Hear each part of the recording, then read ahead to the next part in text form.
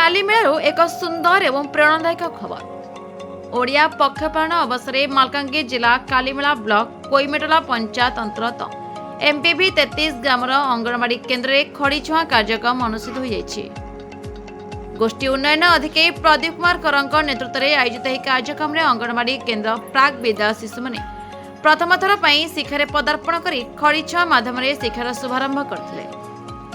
यह अवसर में सरपंच मुना पड़ियामी सहित विभिन्न अधिकारी और अंगनवाड़ी कर्मी मैंने उपस्थित थे। अभिभावक मैंने कार्यक्रम में सम्मिलित हो शिशु मान उत्साहित करते। ओडिया पक्षर एपरी पदक्षेप शिक्षा प्रति आकर्षण बढ़ाइबार एक स्वागतयोग्य प्रयास बोली कहुछि। Bureau report Harshika media.